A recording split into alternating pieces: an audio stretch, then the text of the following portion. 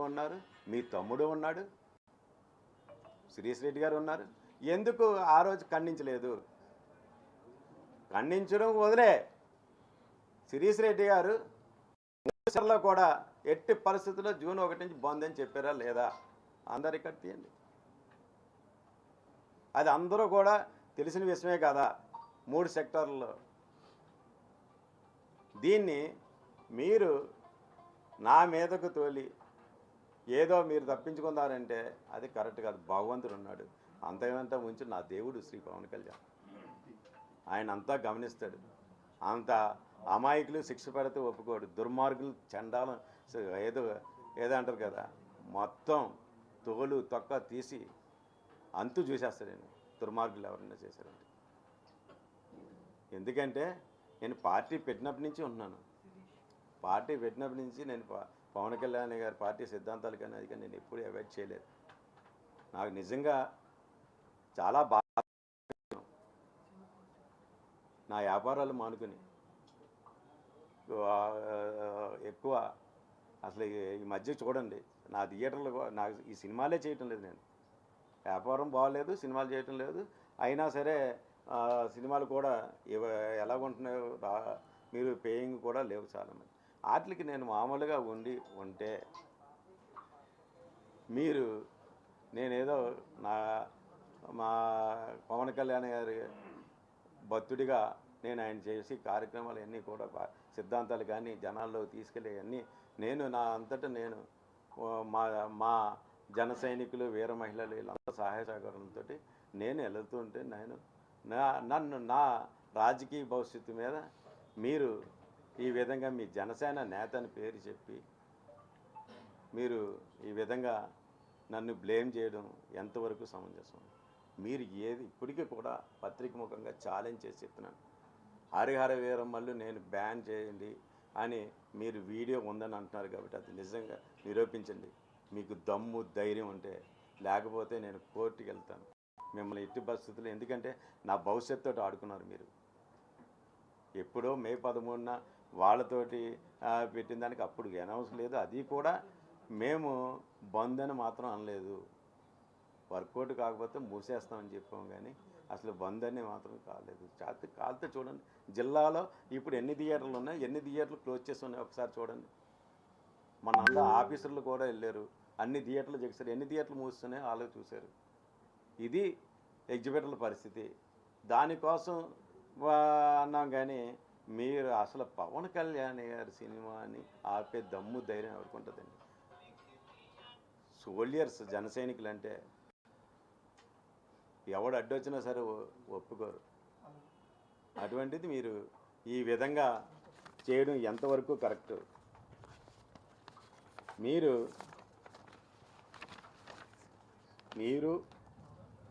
సురేష్ బాబు, మీ తమ్ముడు శిరీష్ రెడ్డి, సునీల్, మీరు చేస్తున్న అరాచకాలు అందరికీ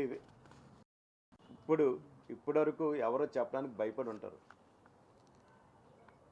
నాకు మా నాయకుడు చెప్పింది ఒకటే, నిజం నిర్భయంగా చెప్పు, భయపడకు, ఉన్నది ఉన్నట్టు చెప్పండి. ఎవరు ఇదేనే, ఈ సబ్జెక్ట్ అనే కాదు, ఏదైనా సరే మాకు నీతి నిజాయితీ నేర్పించింది మా నాయకుడు. ఈరోజు భారతదేశం మొత్తం నీతి నిజాయితీ నెంబర్ 1 ఎవరైనా ఉన్నారంటే శ్రీ పవన్ కళ్యాణ్ గారు. కావాలితే అన్ని సర్వేలు చూసుకోండి, ఆయన నెంబర్ 1 స్థానంలో ఉన్నారు. అటువంటి ఆయనకి నేను మచ్చ తెచ్చి పని చేస్తానా? నా ప్రాణం ఉన్నంత వరకు నేను పవన్ కళ్యాణ్ గారితో ఉంటాను. పవన్ కళ్యాణానికి ఎట్టి పరిస్థితుల్లో ఎవరు ఏ విధంగా చేసి నేను ఒప్పుకోను, క్షమించను కూడా. ఇది నేను అందరికీ ఎదుర్కొంట పత్రికా ముఖంగా అందరికీ కూడా తెలియజేయడం జరిగింది. అసలు ఇప్పుడైనా మీరు ఎంత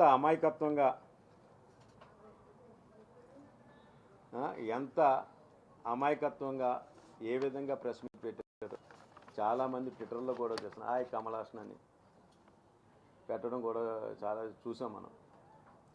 దిల్ రాజు గారు ఒక మీ స్వార్థం కోసం మాలాంటి అమాయకుని బలి చేయడానికి ఎట్టి పరిస్థితుల్లో ప్రయత్నం చేయకండి. మేము నా సినిమా వ్యాపారంలోనే నాకు పవన్ కళ్యాణ్ గారి పరిచయం. సినిమా ప్రపంచం విస్తృతం అయిపోయింది, అందువల్ల సమిష్టి నిర్ణయాలు తీసుకోలేకపోతున్నాం అని దిల్రాజు గారు మాట్లాడుతున్నారు. ఎవరి నిర్ణయాలు సొంతంగా తీసుకుంటున్నారు. ఈ సినిమా ప్రపంచం విస్తృతంగా అయిపోయింది, సమిష్టి నిర్ణయాలు తీసుకోలేకపోతున్నారు. ఏంటి దానికి ఏం చెప్పాడండి ఆయన? సమిష్టి నిర్ణయాలు తీసుకోకపోతున్నారు. సమిష్టి నిర్ణయాలు ఎప్పుడు తీసుకుంటాడండి? నువ్వు సునీల్ తోటి సురేష్ బాబు తోటి ముగ్గురు కలిసి సమిష్టి నిర్ణయాలు తీసుకుంటారా? అక్కడ సమిష్టి నిర్ణయమా అంటే ఏంటి? స్వార్థం కోసం సమిష్టి నిర్ణయమా? వాళ్ళు ముగ్గురు దానికి అప్పుడు సమిష్టిగా ఉంటారు. ఇది ఇండస్ట్రీ విషయం కదా. ఇండస్ట్రీ వచ్చేటప్పటికి స్వార్థం ఎందుకు అర్థం? ఆయన సినిమా ఏంటి 2024 21 మే నాడు వాళ్ళ తమ్ముడు సునీలు పెట్టిన సంతకాలు జూలై నుంచి అమలు జరుగునని పెట్టింది. గేమ్ చేంజర్ సినిమా నెక్స్ట్ సంక్రాంతికి వస్తున్న సినిమాని రిలీజులు ఉన్నాయని దీన్ని తొంగలో తొక్కింది మాట వాస్తవా కాదా? అప్పుడు ఆలోచన ఎందుకు ఆచరణ పెట్టలేదు? ఇప్పుడు మా వంకన మా మీద నేరం వేస్తే సరిపోద్దని ఆంధ్రప్రదేశ్ ఎగ్జిబిటర్ సెక్టర్ చైర్మన్ని ఫోన్లు చేసి ఒత్తిడి చేసి సురేష్ బాబు మీరును ఛాంబర్లో పెట్టండి, ఛాంబర్కి లెటర్ పెట్టండి అని ఆయన ఇదే విషయం నేను చెప్పింది కాదు. నేనైనా వేళ ప్రత్యేకంగా చెప్పడం కాదు. అందరు సెక్టార్లో కూడా 3 సెక్టార్లో కూడా సురేష్ బాబు దిల్ రాజు గారు ఫోన్ చేశారు అని చెప్పడం జరిగింది. దానికి మీ తమ్ముడు తొడగొట్టే ఆయన కదా బంద్ అని పెట్టింది.